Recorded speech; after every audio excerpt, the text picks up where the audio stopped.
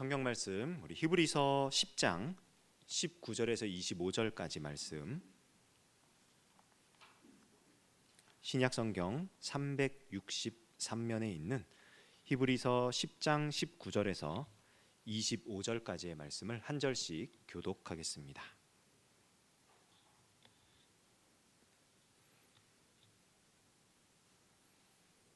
제가 19절을 먼저 읽겠습니다. 그러므로 형제들아, 우리가 예수의 피를 힘입어 성소에 들어갈 담력을 얻었나니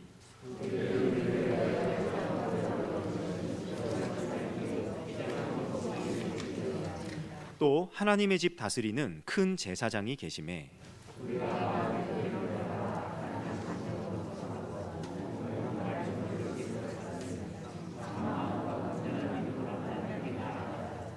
또 약속하신 이는 미쁘시니 우리가 믿는 도리의 소망을 움직이지 말며 굳게 잡고, 함께 읽습니다. 모이기를 패하는 어떤 사람들의 습관과 같이 하지 말고 오직 원하여 그날이 가까움을 볼수록 더욱 그리하자. 아멘. 오늘 교회다운 교회라는 주제로 이 금요기도회 시간을 벌써 12번째 가지는 날입니다. 그러니까 오늘이 마지막 날이에요. 이 교회다운 교회를 주제로 우리가 함께 말씀을 나눌 마지막 날이고요. 그래서 제가 맡은 부분인 이 사회, 세상 속의 교회, 그러니까 가정과 우리가 속한 사회, 그리고 국가, 그리고 마지막 날에 관련된 이야기들을 먼저 나누고요. 그리고 이제 전체적인 내용을 간략하게 요약함으로써 이 12주간의 여정을 마치려고 하는데요. 제가 나름 짧게 하는 거에 일가견이 있고, 이렇게 정해진 시간을 지키는데 또 이렇게 지키려고 굉장히 노력하는 타입입니다. 그런데 분량이 생각보다 많더라고요. 그래서 줄인다고 줄이고 요약한다고 요약했는데 혹시라도 평소보다 아주 조금 길어질 수가 있어요. 조금만 양해해 주시고, 오늘 이제 12주 마지막이니까 그것만 좀 양해를 해주시고 우리 같이 교회에 대해서 또 한번 생각해보는 시간 가지면 좋겠습니다. 교회는 세상 가운데 존재하죠. 그러니까 여기서 말하는 교회는 지상교회입니다. 그러니까 세상이 없는데, 사회가 없는데 교회가 존재할 수는 없어요. 교회는 처음부터 이 사회 안에서 존재해 왔고, 그 사회 안에서 영향력을 발휘하는 그런 기관으로 있어 왔습니다. 그러면 우리가 살아가는 이 사회가 무엇이냐라는 것에 대해서 우리가 생각하지 않을 수가 없어요. 우리가 계속 교회를 생각해 왔는데, 이 교회가 존재하고 있는 이 사회, 우리가 속해 있는 가장 기본적인 공동체들, 이 사회가 대체 어떤 것이기에 우리가 교회로서 이 사회 안에 살아야 되는가? 오늘은 그걸 생각해 보려고 하는 거거든요. 그래서 가장 작은 사회의 단위라고 할 수 있는 가정에서부터 가장 큰 공동체, 어떤 조직이라고 할 수 있는 국가에 이르기까지, 가정, 일반 사회, 그리고 국가, 이렇게 하나씩 좀 짚어서 생각을 해보려고 합니다. 가정은 모든 사회 공동체의 기반이 되죠. 이거는 그냥 가정이 가장 작은 공동체니까, 시작하는 공동체니까 그렇다라기보다는 사실은 하나님께서 처음으로 시작하신 사회 공동체이기 때문에 그렇습니다. 창세기 1장 27절 28절을 보면요, 하나님이 자기 형상 곧 하나님의 형상대로 사람을 창조하시되 남자와 여자를 창조하시고 하나님이 그들에게 복을 주시며 하나님이 그들에게 이르시되 생육하고 번성하여 땅에 충만하라, 땅을 정복하라, 바다의 물고기와 하늘의 새와 땅에 움직이는 모든 생물을 다스리라 하시니라. 우리가 문화명령이라고 부르는 이 말씀인데, 이 말씀이 하나님께서 창조를 하실 때에 가장 아름다운 존재를 만드신, 당신의 대리자로서 이 땅을 다스릴 사명을 가진, 청지기로서 이 땅을 다스릴 그 존재인 인간을 만드시는데, 처음부터 남자와 여자로 만드시고, 그리고 그들이 생육하고 번성하는, 그러니까 생육하고 번성이 뭡니까? 둘이 부부가 되고 가정을 통해서 자손을 낳는 거거든요. 여기서부터 하나님께서 이 세상을 다스리시는 원리가 시작되는 거예요. 그러니까 가정이라고 하는 게 그냥 단순히 남자와 여자가 만나서 결혼한다? 그런 차원이 아니라 하나님께서 처음부터 이 세상을 다스리는 데 있어서 필요한 사회 조직의 원형으로 가정을 시작하셨다는 거예요. 좀 더 자세하게 살펴보면요, 바로 그 다음 장에 있는 창세기 2장을 보면 어떻게 이 가정이 시작되었는지가 좀 구체적으로 설명이 됩니다. 창세기 2장 18절부터 23절인데요. 이거는 자막을 보시면서 한 절씩 교독을 해보겠습니다. 제가 18절 먼저 읽겠습니다. 여호와 하나님이 이르시되 사람이 혼자 사는 것이 좋지 아니하니 내가 그를 위하여 돕는 배필을 지으리라 하시니라.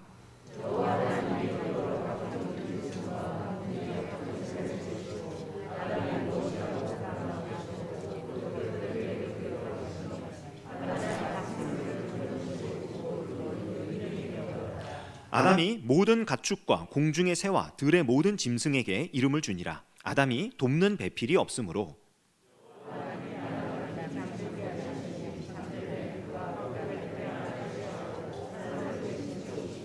여호와 하나님이 아담에게서 취하신 그 갈빗대로 여자를 만드시고 그를 아담에게로 이끌어 오시니 이는 내 뼈 중에 뼈요 살 중에 살이라. 이것을 남자에게서 취하였은즉 여자라 부르리라 하니라. 남자와 여자의 창조. 그런데 이 남자를 창조하시고 하나님이 사명을 주셔요. 이 세상에 존재하는 모든 생물들에게 이름을 주어라. 그 사명을 감당합니다. 근데 그 사명을 감당하는 가운데 돕는 배필이 없는 거예요. 그게 하나님 보시기에 창조의 과정 중에 유일하게 좋지 않은 모습이었어요. 다 좋다 하셨는데 유일하게 그 모습만 좋지 않아요. 그래서 하나님께서 여자를 만드시는데 이 여자를 남자의 뼈에서 취하시죠. 갈빗대에서 취하셔서 이 여자를 보고 남자가 뭐라 그러느냐? 내 뼈 중에 뼈요 살 중에 살이라. 내 생명과 같은 존재, 나와 같은 존재, 내가 온 몸과 온 목숨과 온 마음을 다해서 사랑해야 할 존재라는 것을 이렇게 표현을 하는 거예요. 그러니까 이 가정이라는 게 이렇게 시작된 겁니다. 하나님께서 단순히 그냥 남자 여자 만나서 결혼해라 그게 아니라 하나님께서 세상을 다스리시는 그 사명을 주시고 이 사명을 온전하게 감당하도록 하기 위해 남자와 여자, 사명자와 돕는 배필 주시는 거예요. 그러니까 가정의 최초의 사명, 이 가정이 가져야 할 사명이 뭐냐면요, 하나님께서 처음 주신 이 명령을 수행해 나가는 게 가정의 제1되는 사명입니다. 생육하고 번성하고 땅에 충만하고 땅을 정복하고 다스리고, 이게 뭐 넓은 땅을 가지고 내가 지배자가 되고 그 얘기가 아니에요. 이 세상을 하나님의 뜻에 맞게 다스리도록 돌보도록 하는 게 가정에게 주어진 최초의 사명인 거예요.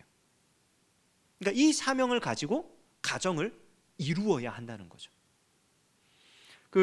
우리가 이제 자녀들 결혼을 위해서 기도하면서 이제 믿는 자들끼리 결혼하기를 그렇게 기도하잖아요. 가장 큰 이유가 이거예요, 사실은.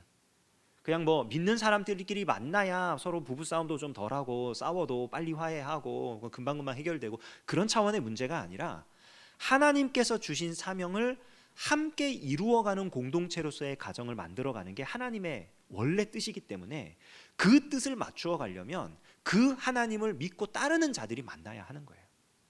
그래서 이 믿는 자들끼리의 결혼을 강력하게 추천을 하는 겁니다. 또한 이 가정에서 부부 사이의 관계는요, 놀랍게도 그리스도와 교회의 연합 관계를, 그런 어떤 언약적인 연합을 상징해주는 그런 모습으로 나타납니다. 아까 읽었던 창세기 2장 그 뒷부분 보면요, 24절 25절 보면 이런 말씀이 나오죠. 이러므로 남자가 부모를 떠나 그의 아내와 합하여 둘이 한 몸을 이룰지로다. 아담과 그의 아내 두 사람이 벌거벗었으나 부끄러워하지 아니하니라. 이 남자와 여자가 합하여 한 몸을 이루는 이 모습을 바울은요, 놀랍게 그냥 남녀 간의 결합이다, 그냥 남자와 여자가 만나서 가정을 이뤘다 이렇게 말하지 않고요, 에베소서 5장을 보면은 이런 말을 합니다. 이거는 같이 한번 읽어볼게요. 에베소서 5장 31절부터 33절까지입니다. 시작. 그러므로 사람이 부모를 떠나 그의 아내와 합하여 그 둘이 한 육체가 될지니 이 비밀이 크도다. 나는 그리스도와 교회에 대하여 말하노라. 그러나 너희도 각각 자기의 아내 사랑하기를 자신같이 하고 아내도 자기 남편을 존경하라. 이게 무슨 말이냐면요, 이 그리스도와 교회의 이 언약적인 연합 관계, 이거를 보여준다는 게 뭐냐면 1차적으로는 부부의 이 서로 연합을 하고 자기 몸처럼 사랑하고 그 남편을 존경하고 하는 이런 모습이요, 사실은 삼위일체 하나님의 존재 양식을 보여주는 그런 모습이에요. 그러니까 삼위 하나님이 똑같은 본질과 똑같은 속성과 똑같은 그런 이제 동등한 능력과 영광과 권위를 가지고 계시잖아요. 근데 그 안에서 위격에 따라 자발적으로 성부와 성자와 성령이 질서를 만드셔가지고 그 안에서 자발적인 순종의 그런 연합의 관계를 가지고 계시단 말이에요. 존재 양식 자체가. 뭐 좀 어렵게 들리시겠지만 삼위일체에 대해서 설명을 하자면 이런 거예요. 그 모습 자체가 가정에서 부부의 모습을 통해 나타나는 거예요. 그러니까 남편과 아내가, 남자와 여자가 높낮이가 있는 그런 개념이 아니고요, 서로 동등한 존재인데 뼈 중에 뼈고 살 중에 살이고 같은데, 남자는 남편은 아내를 자기 몸같이 사랑하는 거고요, 아내는 이 남편을 주인처럼 존경하는 거예요. 근데 이 관계는, 이 모습은 어떤 모습이냐? 예수 그리스도와 교회의 모습과도 같다는 거예요. 그러니까 언약적인 연합의 관계라는 게 그런 겁니다. 그러니까 부부 이 가정의 모습에서부터 하나님께서 하나님이 기뻐하시는 질서와 하나님께서 기뻐하시는 그런 순리, 그런 연합의 모습을 나타내 보이기를 원하셨던 거예요. 처음부터. 부부 사이만 그렇습니까? 그렇지 않습니다. 부모와 자녀도 그래요. 그래서 부모에게는 뭐라 그러냐면요, 에베소서 6장 4절, 또 아비들아 너희 자녀를 노엽게 하지 말고 오직 주의 교훈과 훈계로 양육하라. 그 자녀 교육에 대한 TV 프로그램, 옛날에 뭐 우리 아이가 달라졌어요, 요즘에 금쪽 같은 내 새끼 뭐 이런 거 보면은 대부분 문제의 원인이 어디 있어요? 그쵸, 아이가 문제가 아닌 경우가 상당히 많아요. 성경도요, 부모와 자녀 간의 관계를 얘기할 때 자녀에게는 한 가지만 얘기합니다. 부모에게 순종해라. 부모의 말을 귀담아 들어라. 부모를 기쁘게 해라. 그런 얘기만 나와요. 그런데 부모에게는요, 어떤 요구를 합니까? 오직 주의 교훈과 훈계로 양육해라. 자녀를 노엽게 하지 마. 이 자녀를 노엽게 하지 말라는 건 뭐냐면요, 말과 행동이 다른 이중적인 삶을 통해 가지고 자녀의 분노를 사지 말라는 거예요. 이 자녀가 정의를 헷갈리도록 하지 말라는 거예요. 오직 주의 교훈과 훈계로. 어떻게 하는 게 주의 교훈과 훈계, 주의 말씀으로 양육하는 겁니까? 놀랍게도 이 말씀은 구약시대 때부터 하나님이 알려주셨죠. 신명기 6장 6절에서 9절 함께 읽을게요. 이거는 중요하니까. 시작. 오늘 내가 네게 명하는 이 말씀을 너는 마음에 새기고 내 자녀에게 부지런히 가르치며 집에 앉았을 때에든지 길을 갈 때에든지 누워있을 때에든지 일어날 때에든지 이 말씀을 강론할 것이며 너는 또 그것을 내 손목에 매어 기호를 삼으며 내 미간에 붙여 표로 삼고 또 내 집 문설주와 바깥 문에 기록할지니라. 뭐예요?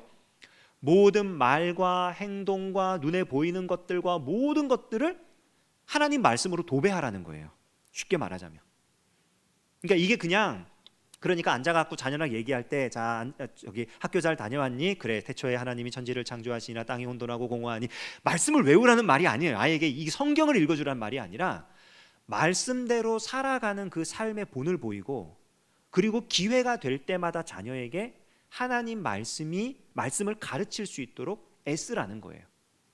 그 장신대학교의 기독교 교육학과 교수이신 박상진 교수님 같은 경우에, 죄송합니다, 제가 헷갈렸습니다. 박상진 교수님이 아니고 다른 분이네요. 그 뷰에 지금은 저기 다른 대학의 총장으로 가셨는데, 그 교수님 양성훈 교수님이라고, 그분이 자녀에게 이렇게 아침에 잠을 깨울 때 그렇게 했었대요. 옛날에. 지금은 이제 다 컸으니까, 아이들이 어릴 때 깨우면은 야 일어나 학교 가야지, 보통 그렇잖아요. 야 몇 시다 일어나라. 뭐 저도 아이들 깨울 때 벌써 몇 시가 됐네 그냥 이러면서 이제 애들을 깨우는데, 그분은 그렇게 하셨대요. 와, 하나님이 만드신 태양이 오늘도 인사를 하러 왔네. 한번 같이 일어나서 인사해 볼까? 굉장히 좀 뭔가 닭살 돋는 멘트 같고 그렇지만, 그분 입장에서는 잠에서 일어나는 순간부터 아이에게 하나님을 알려주고 싶은 거예요. 하나님께서 세상을 만드셨고 이 세상이 하나님의 섭리 가운데 있다는 것을 가르쳐주고 싶은 거예요. 그래서 생각해낸 게 아침에 일어나서 햇님한테 인사하는 것도 하나님께서 만드신 햇님이 인사하러 왔는데 인사해야지. 멋진 표현 아닙니까? 그러니까 그거를 삶에서 보여주는 거예요. 그냥 그분처럼 똑같이 지금 이제 자녀들 다 컸는데 고등학생, 대학생 이런 애들한테 자 그렇게 하라는 말씀이 아니라 우리가 할 수 있는 것들을 생각해서 해보자는 거예요. 문설주에 붙이고 미간에 붙이고, 이게 그냥 정말 문자 그대로 문에다가 붙여놓고 어디다 붙여놓고 그렇게 장식하라는, 데코레이션 하라는 얘기가 아닙니다. 말씀대로 사는 모습을 보여줘라. 그리고 기회가 될 때마다 그것을 가르쳐줘라. 그게 주의 교훈과 훈계로 양육하는 거예요. 여기서 정말 중요한 거 하나가 있는데요. 우리가 그렇게 그 말씀으로 자녀를 가르친다고 했을 때 상당수 많은, 이제 한국 교회뿐만이 아니라 사실 미국 교회도 그렇고 상당수의 많은 교회를 다니는 부모들이 이제 좀 오해를 하고 계시는 것 중 하나가 뭐냐면은 내가 말씀을 잘 모르는데 어떻게 자녀에게 말씀을 가르치나. 그러니까 말씀의 전문가가 사역하고 있는 교회에 일임을 해서 위탁 교육을 하면 좋겠다 해서 주일학교에 아이들을 보내잖아요. 근데 여러분 착각하지 말으셔야 될 게 뭐냐면은 주일학교 왔다가 가는 시간, 집에서 출발해 갖고 여기서 예배를 드리고 교권 공부를 하고 활동을 하고 집에 돌아가는 시간 다 합쳐서 1시간이에요. 일주일에. 나머지 시간은 아무런 영향이 없는 시간이에요. 그러니까 자녀 교육, 자녀를 말씀으로 가르친다라고 하는 이 교육의 그 책임은요, 언제나 부모에게 있어요. 그래서 요즘 기독교 교육학자들은요, 현재 이 세계적으로 성행하고 있는 주일학교 시스템에 대해서 좀 많이 고민을 해야 된다라고 말을 합니다. 왜냐하면은 이 주일학교 시스템이라는 게 세계에 정착하기 시작한 게 얼마 안 됐어요. 얼마 안 됐는데 그 시작하게 된 이유가 뭐냐면은 이제 발달 심리학이라고 하는 교육의 한 일종의 학문에 따라서 아이들의 성장 단계에 따라서 그에 맞는 교육을 제공하는 게 옳다. 이게 뭐예요? 공교육 제도잖아요. 공립 학교를 만들면서 아이들을 그렇게 하고 보니까 얘네들이 지식이 많아지는 거예요. 집에서 홈스쿨링 하는 애들보다 공립학교 다니는 애들이 교육이 더 잘 되는 것처럼, 성과가 더 있는 것처럼 보이는 거예요. 그래서 교회에도 그걸 적용한 겁니다. 그래서 부서를 나누고 부서에서 예배를 드리고 교육을 하기로 했는데, 이게 가지는 아주 그 위험한 점들이 몇 가지 있어요. 이게 나쁘다 틀렸다가 아니라 우리가 이 전제를 잘 생각해야 되는데, 발달 심리학의 전제는 철저하게 인본주의적인 전제예요. 어린아이는 어른의 말을 이해할 수 없다. 눈높이를 맞춰줘야 된다. 맞습니다. 교육은 그렇게 해줘야 됩니다. 그러나 하나님의 말씀, 하나님께서 우리를 거듭나게 하시고 변화시키시는 역사, 그 능력은요, 하나님의 말씀에 있는 거지 이거를 어떻게 눈높이를 맞춰서 가르치냐에 있지 않아요. 그러니까 아이들이 어른 예배에 와서 설교를 들어도 은혜 받아요. 다 경험해 보셨잖아요. 불과 한 20년 전까지만 하더라도 교회에서 부흥회 한다 그러면 초등학생 아이들, 중학생 아이들 많이 왔어요.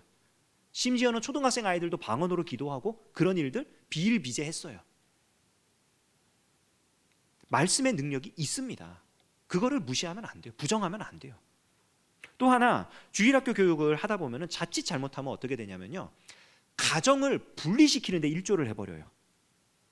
아침에 차 타고 교회를 와요. 그리고 동생은 유년부에, 언니나 오빠나 초등부에, 그리고 부모님은 한 명은 성가대, 한 명은 주차위원, 이렇게 해가지고 막 사방팔방 다 떨어져가지고 이렇게 합니다. 예배를 쫙 드려요. 그리고 딱 모여서 집에 왔어요.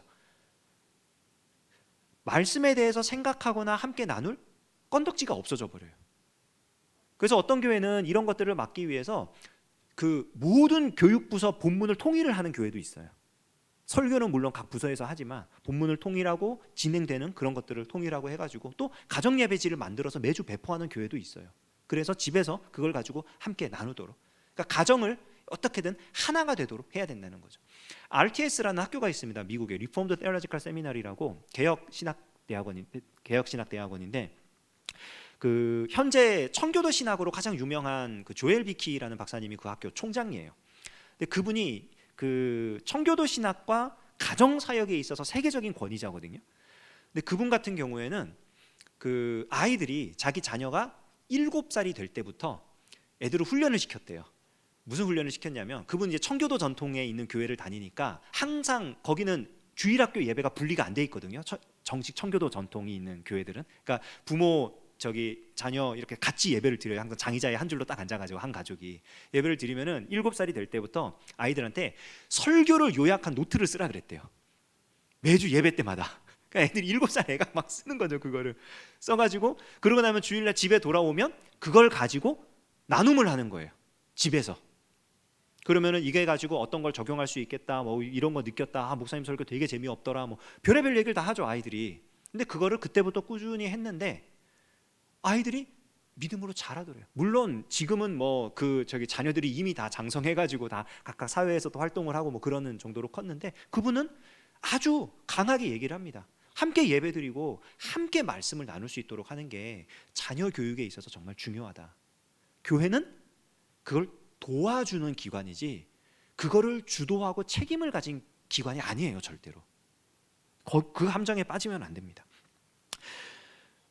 가정에서 이제 폭을 좀 더 넓히게 되면요, 사회를 만나죠. 일반 사회, 우리가 속해 있는 직장이 됐든 학교가 됐든 우리가 이제 속해서 생활하는 사회를 만드는데, 이 사회는요 좋은 곳입니다. 사회는 좋은 곳이에요. 창세기 1장 31절을 보면요, 이런 말씀이 있죠. 창조를 다 마치신 하나님이 이렇게 말씀하십니다. 하나님이 지으신 그 모든 것을 보시니 보시기에 심히 좋았더라. 저녁이 되고 아침이 되니 이는 6째 날이니라. 지으신 그 모든 것을 보시니, 여기는 사람만 있는 게 아니고요, 동물만 있는 게 아니고요, 뭐 믿는 사람만 있는 게 아니고요, 지으신 모든 것, 모든 존재, 모든 것들, 땅과 하늘과 그 안에 있는 모든 것들이 다 포함된 건데, 그것들을 봤더니 심히 좋았대요. 그러니까 하나님께서 원래 만드신 사회는 너무너무 좋은 거예요. 하나님 보시기에 너무 좋은 거예요. 근데 문제는 뭡니까? 타락으로 인해서 모든 것이 무너져 버린 거예요. 죄 때문에. 창세기 3장부터 나오는 얘기가 그 얘기잖아요. 하나님의 질서를 깨뜨리고 죄를 지은 인간으로 인해서 땅이 저주를 받고 사람이 저주를 받고, 그 이후 일어나는 이 모양들은 어떻습니까? 정말 악하디악한 모습들만 나오죠. 그래서 창세기 6장 11절 12절을 보면 그 세상을 이렇게 묘사합니다. 그때에 온 땅이 하나님 앞에 부패하여 포악함이 땅에 가득한지라. 하나님이 보신즉 땅이 부패하였으니 이는 땅에서 모든 혈육 있는 자의 행위가 부패함이었더라.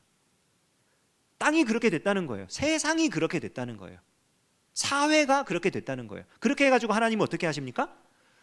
물로 쓸어버리시죠. 심판을 하십니다. 노아의 가족만 남기고, 그리고 노아의 가족을 통해 가지고 다시 사람을 번성하게 하는데 결과가 똑같아요.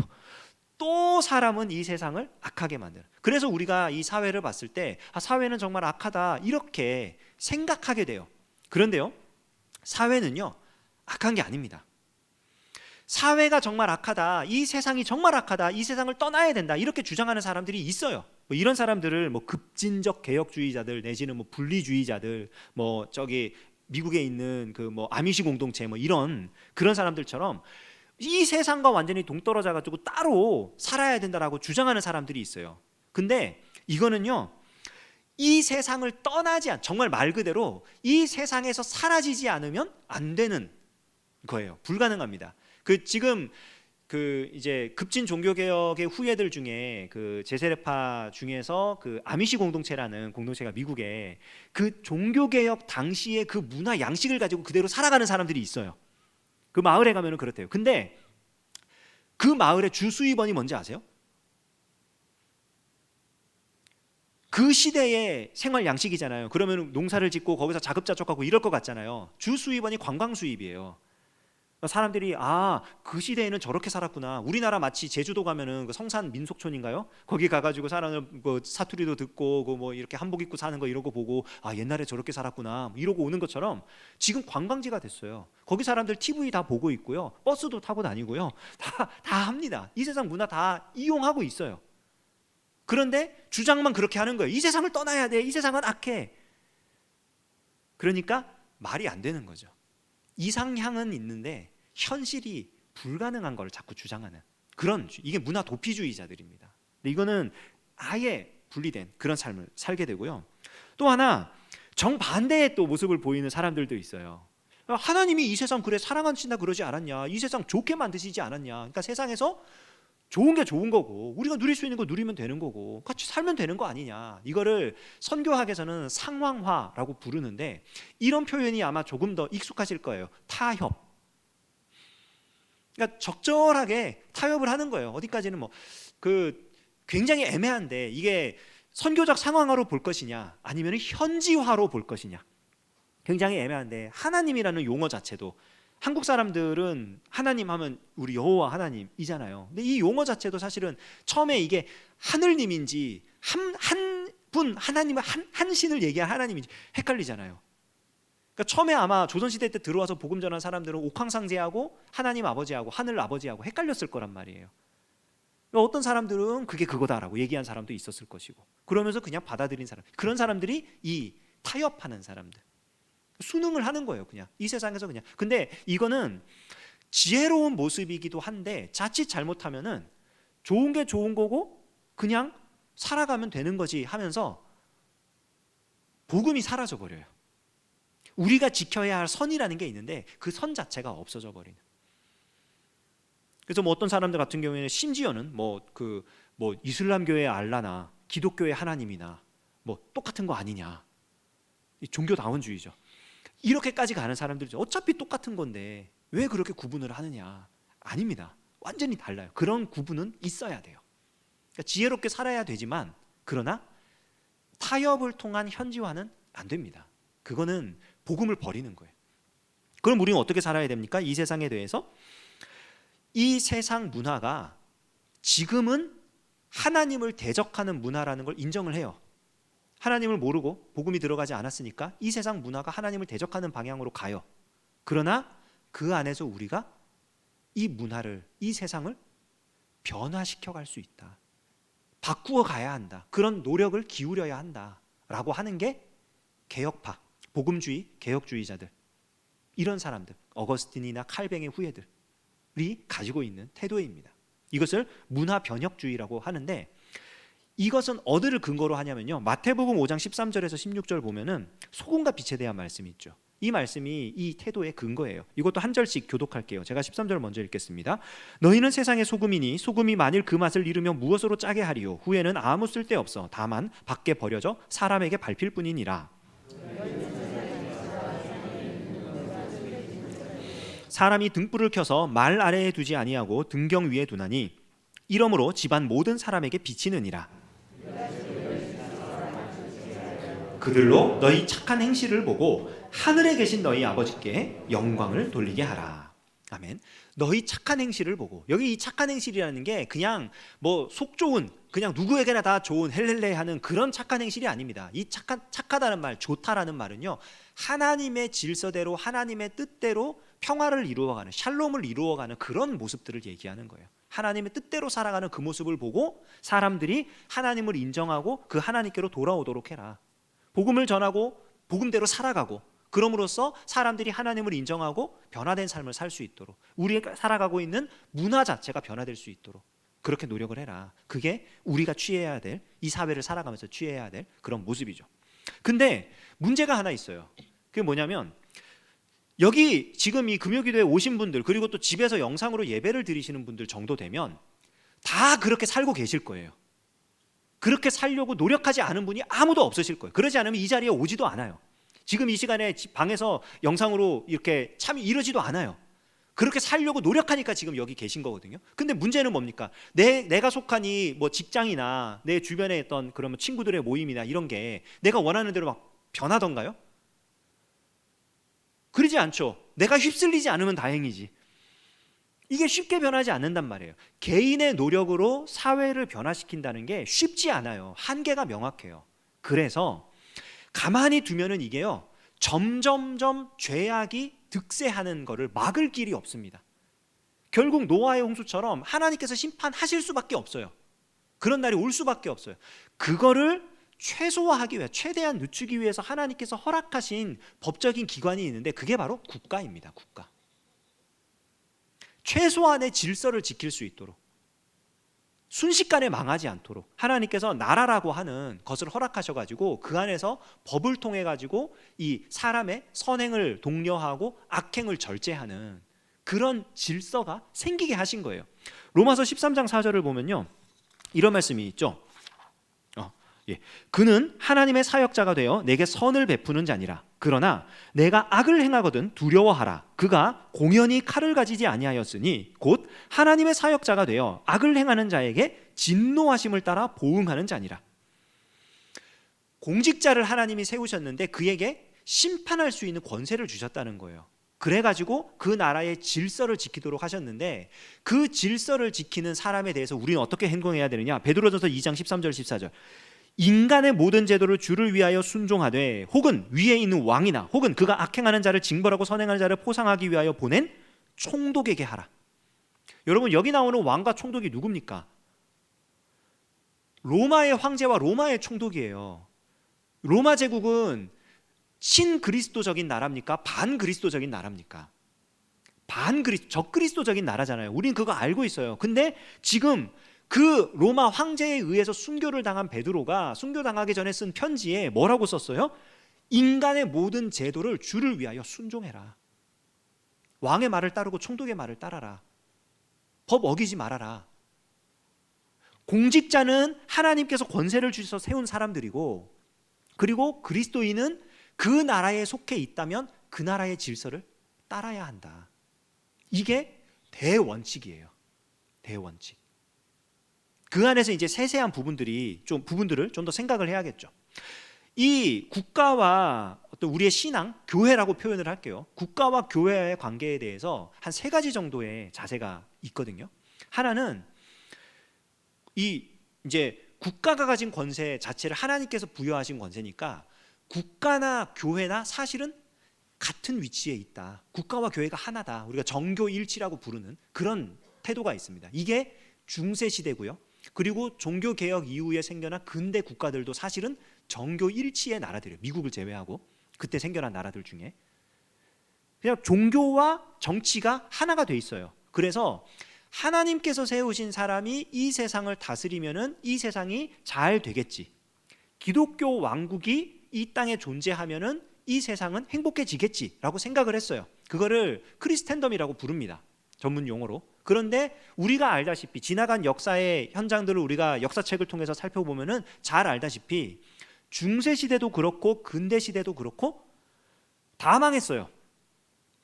그러니까 망했다는 게 그러니까 시간이 지났다 없어졌다 그런 뜻이 아니라 그들이 추구했던 하나님의 왕국, 세상 왕국과 일치가 된 이 기독교 왕국이 그들이 생각했던 정의와 그런 어떤 뭐 사랑과 평화와 이런 거를 나타내지 못해요. 그 안에서 사람들은 힘겹게 살아가고 불의와 부정과 부패가 만연하고 타락한 모습들이 나타난단 말이에요. 그러니까 그거는 실패한 모습이에요.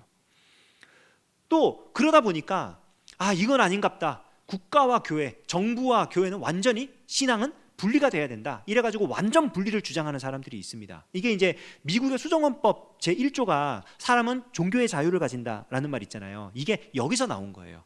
이 종교의 자유라는 게 국교를 만들면 안 된다는 거거든요. 정치와 종교가 하나 되게 해서는 안 된다. 왜냐하면 지나간 역사를 보니까 이 기독교 왕국을 추구했던 모든 나라들이 끝이 좋지 않단 말이에요. 사람이 정말 살기 좋은 세상이 돼야 되는데 그렇지 않았단 말이에요. 또 악이 득세하고 너무나 힘겹게 살아가는 그런 일들이 나오니까 따로 아예 그러면 국가는 국가대로만 하고 교회는 교회대로만 신앙만 하고 그러면 되지 않느냐. 어떻게 됩니까? 결과적으로는 신앙이 세속화돼 버립니다. 지금 미국이 보여주는 모습이죠. 철저하게 세속화가 돼요. 그러니까 왜냐하면 분리된 삶을 살기 때문이에요. 교회에서는 뭐 아주 훌륭한 뭐 장로님이든 집사님이든 권사님이든 아주 훌륭한 그런 직분자인데 딱 회사 나가면은 내가 운영하는 기업체 가면 아주 악덕업주 어떻게든 그러니까 부정과 불법을 해가지고 탈세도 하고 뭐 또 하고 해가지고 이익을 추구하는 그런 사람. 집에 가면은 뭐 저기 남편이건 아내이건 그러니까 배우자건 뭐 자식이건 상관없이 그냥 막 폭력을 휘두르고 막 함부로 하고 이런 모습을 보일 수도 있다는 거예요. 제가 굉장히 극단적으로 말씀을 드렸지만 분리된 삶을 살면요 사람이 이렇게 되는 거예요. 여기서는 이런 모습, 저기서는 저런 모습. 결국에는 그게 세속화를 가져와요. 동반 타락을 가져오게 됩니다. 그러니까 이것도 바람직한 모습이 아니에요. 그러면 어떻게 해야 되겠느냐? 어거스틴이 이제 초대교회 그 신학을 집대성한 사람이잖아요. 그 사람 살 때는 이미 로마가 기독교에 의해서 지배를 당했을 때예요. 이렇게 표현해서 좀 그렇지만, 그러니까 기독교 복음이 왕정에 다 들어갔고, 그래서 이 국교로 공인을 했고, 이 로마라는 나라 자체가, 제국 자체가 기독교 제국이 됐던 시대예요. 근데 그 시대에 어떻게 됩니까? 그 야만족들로 인해 가지고 공격을 당해서 로마가 망해버려요. 새로운 로마가 생기죠. 그 다음에. 그러니까 그 모습을 보면서 사람들이 충격을 받은 거예요. 왜 복음을 전했고 기독교 국가가 됐는데 나라가 망하냐? 이거 하나님 살아 계신 거냐? 왜 이 나라가 이렇게 되냐? 이러면서 막 난리가 났을 때 어거스틴이 시티 오브 갓이라는 책을 쓰면서 두 왕국 이론을 말합니다. 우리가 살아가고 있는 이 세상에 두 나라가 있다. 세상 나라 그리고 하나님 나라. 우리가 세상 나라를 살아가지만 그 안에서 하나님 나라도 함께 살아가야 된다. 이 두 나라의 구분은 눈에 보이는 영역의 구분이 아니라 그 안에 있는 방향성에 따라서 구분이 되는 거다. 하나는 나를 사랑하는, 세상을 사랑하는 이기적인, 하나님을 싫어하고 미워하는 방향이고, 하나는 하나님을 사랑하는 방향이고. 그러니까 우리가 어느 영역 어떤 모습으로 살아가든지 하나님을 사랑하는 방향으로 나아갈 때 하나님의 나라가 세워진다는 거죠. 이거를 칼뱅도 받아들이고요, 나중에 아브라함 카이퍼도 받아들이고요, 뭐 지금 개혁주의자들은 다 받아들입니다. 그래서 우리가 이 땅에 살면서 이 땅에서 하나님의 나라를 만들어갈 수 있도록, 하나님을 사랑하는 그런 나라를 만들어갈 수 있도록 노력을 해야 된다라고 얘기를 해요. 그러면은 이런 상황에서 국가와 이 교회의 관계가 어떻게 되느냐? 사실은 제가 그 웨스트민스터 신앙 고백서 23장을 다 PPT로 준비를 해왔는데 읽을 시간이 안 될 것 같아요. 시간이 많이 가서 읽지 않고 그냥 요약해서 말씀을 드릴게요. 국가와 교회와의 관계는요, 서로 세워주면 돼요. 국가는 교회가 신앙생활을 할 수 있도록 인정해주고 배려해주면 되고요. 이거를 이제 경건과 정의와 평화라고 이제 말을 하는데, 허용을 해주고 그렇게 할 수 있도록 하면 되고요. 교회는 제일 힘써서 해야 될 일이 뭐냐면 위정자들을 위해 기도하는 거예요. 디모데전서 2장 1절 2절 말씀, 요거 같이 읽겠습니다. 시작. 그러므로 내가 첫째로 권하노니 모든 사람을 위하여 간구와 기도와 도고와 감사를 하되 임금들과 높은 지위에 있는 모든 사람을 위하여 하라. 이는 우리가 모든 경건과 단정함으로 고요하고 평안한 생활을 하려 함이라. 첫째로 권하노니, 첫째로. 이거는 무조건 이것만 하면 딴 건 안 해도 돼 라는 거예요. 정말 강력하게 권하는데 기도를 하십시오.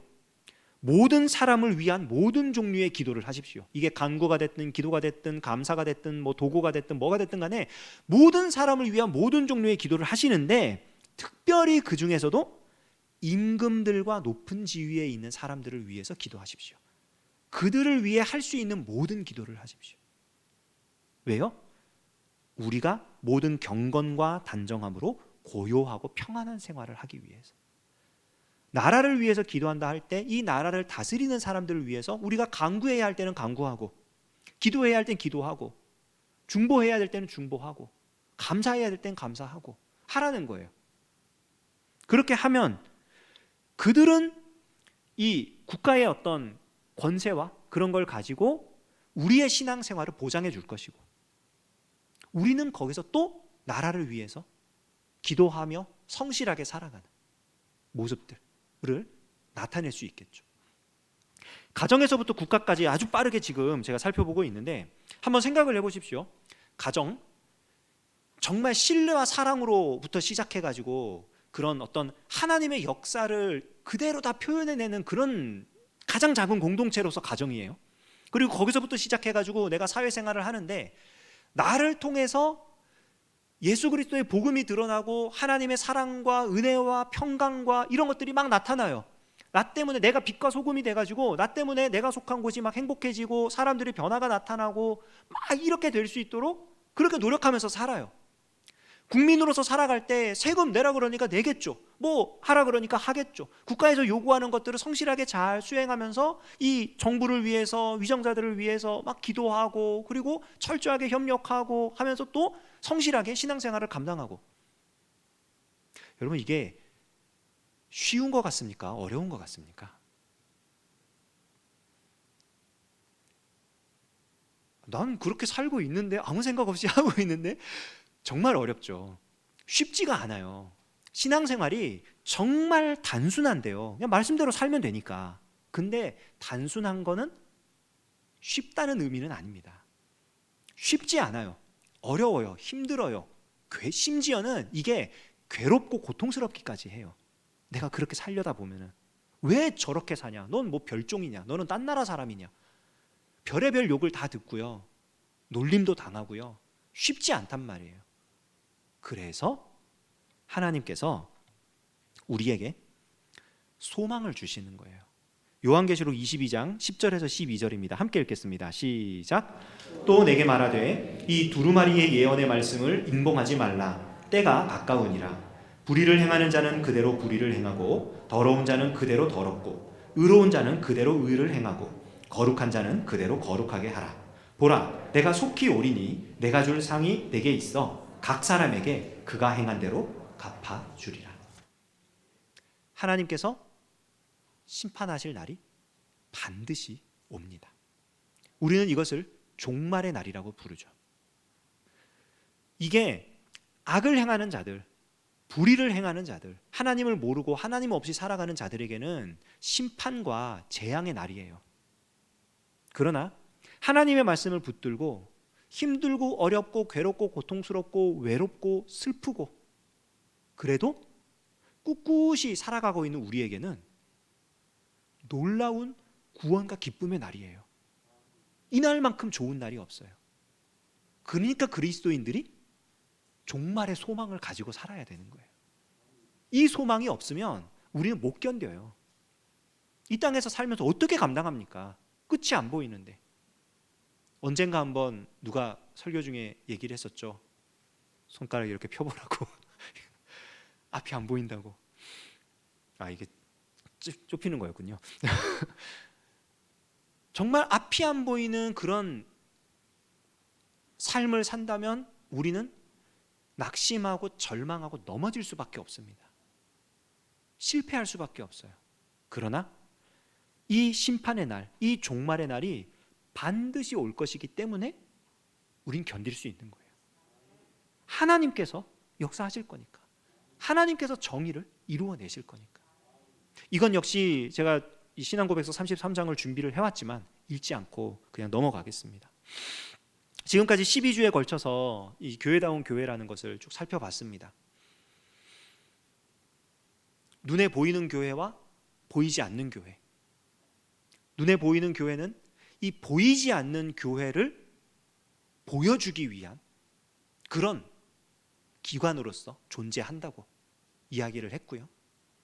그리고 이 눈에 보이는 이 교회는요, 그래서 이 땅에 존재하는 교회이기 때문에 조직이 필요하고, 그 조직은 각자에게 주어진 그 직무를 감당하기 위한 직분자들을 세워서 이 조직이 된다고 했습니다.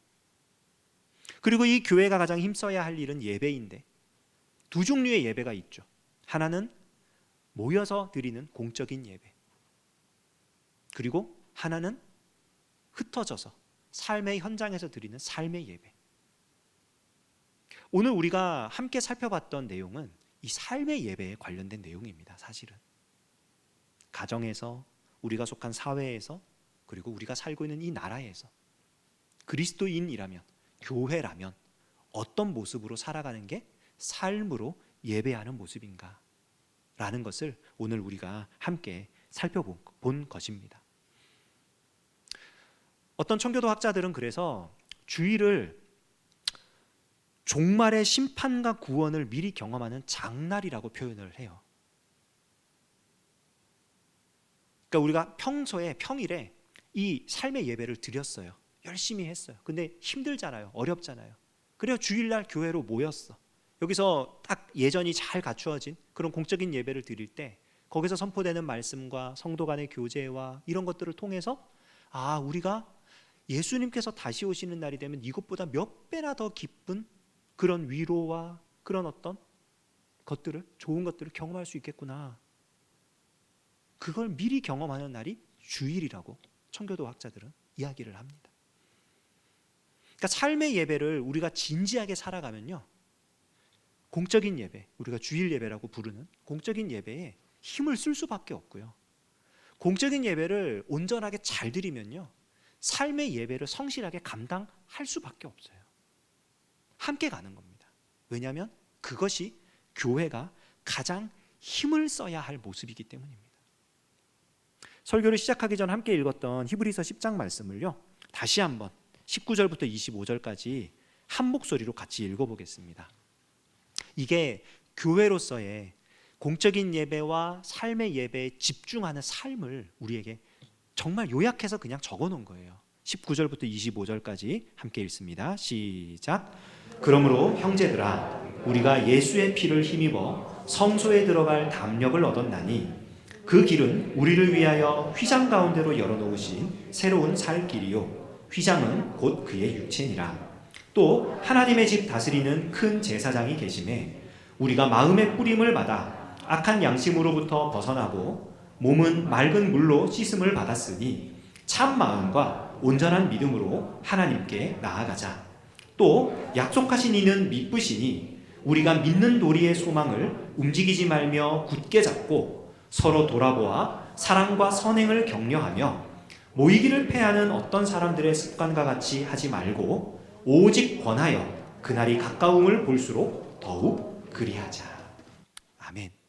예수님의 피로 거듭난 사람들이 그 은혜에 감격하여 함께 모여 예배하고, 그리고 그 은혜를 힘입어 세상에서 빛과 소금으로 살아가는 그런 삶의 모습을 나타내 보이는 게 그리스도인의 마땅한 삶임을 이 말씀이 우리에게 가르쳐 줍니다. 이러한 모습으로 살아가며 우리 교회다운 교회를 함께 만들어가는 저와 여러분 되시기를 주님의 이름으로 축원합니다. 기도하겠습니다. 하나님 아버지, 주님이 우리를 사랑하셔서 이 저녁에 불러주시고 함께 말씀을 나누며 기도하게 하시니 감사드립니다. 지난 12주간 교회다운 교회라는 주제로 교회에 대해서, 예배에 대해서, 직분과 직무에 대해서, 그리고 우리의 삶에 대해서 생각해 보았습니다. 하나님, 우리에게 말씀이 생각나게 하시고 우리의 심령에 뿌리를 내리게 하시며 우리의 삶에 열매가 맺히게 하여 주셔서 우리들의 삶이 서로 협력하여 선을 이루며 교회다운 교회를 세워가는 놀라운 열매가 맺히도록 역사하여 주시옵소서. 이 밤에 우리 기도의 문을 여시고 성령 하나님께서 임재하여 주시사 하나님께서 원하시는 바대로 간구하는 은혜의 시간 되도록 우리를 이끌어 주시옵소서. 예수님의 이름으로 기도합니다. 아멘.